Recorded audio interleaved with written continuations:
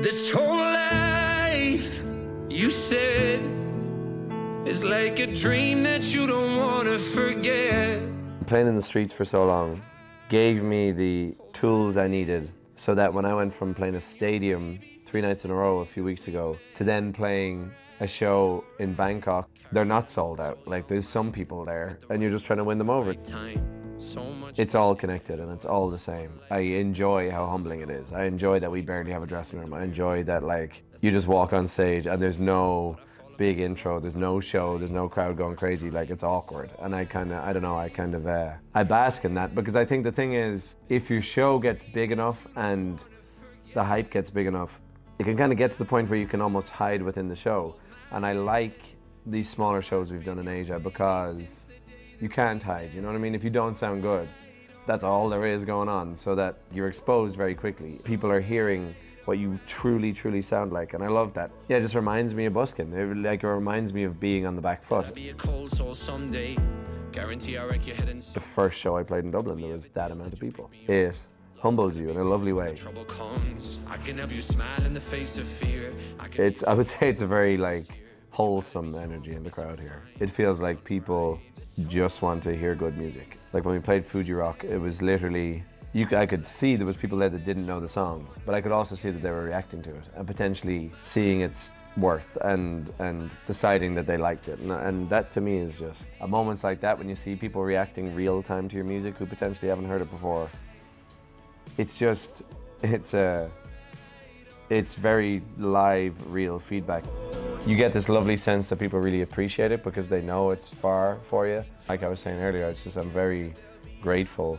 Anytime I get to play music in Ireland or outside of Ireland, I don't really care where I have to go. Like, I'm just happy to do that. And the fact that I can play a venue to like 10,000 people or 5,000 people or 100 people, it's just, if someone wants to hear you play, that's worth a lot.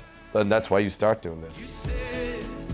Some of my favorite shows ever, like I remember we played Philadelphia years ago to like 100 people, and I loved it, and I would do it again tomorrow.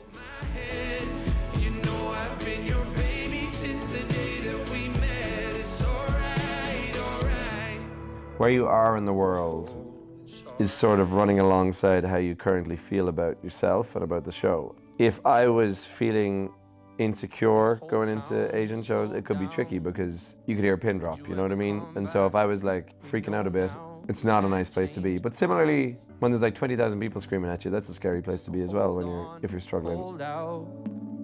I know the night seems dark, you love so loud. There are times where you do stop and kind of pinch yourself. Like to be in Tokyo right now, based off some songs I uploaded onto Spotify years ago, is insane. Being cognizant of that fact is that I keep going because I want to do bigger things and I want to reach more people, but like every day I think it's the craziest thing ever. The fact that like I've even left the house with my music, you know? Find your peace in my heart. I know that something's missing, but I promise you I listen, I'm all yours.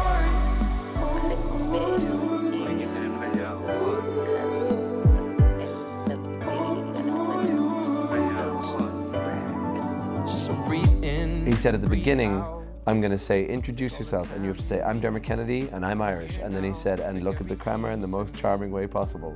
And I was like, oh, From sun up to sundown, live like a bird set free. Hope you know now how much you mean to me. It's okay to be it's very pleasant. I'm having a great time. Oh, for fuck's sake. I actually didn't mean to do that. There was never gonna be a right time, so I should leave before I lose the sunlight. I cannot keep your spirit pinned down. If it was working, would've known it by now. But I hope your life is beautiful, a story like a musical, standing over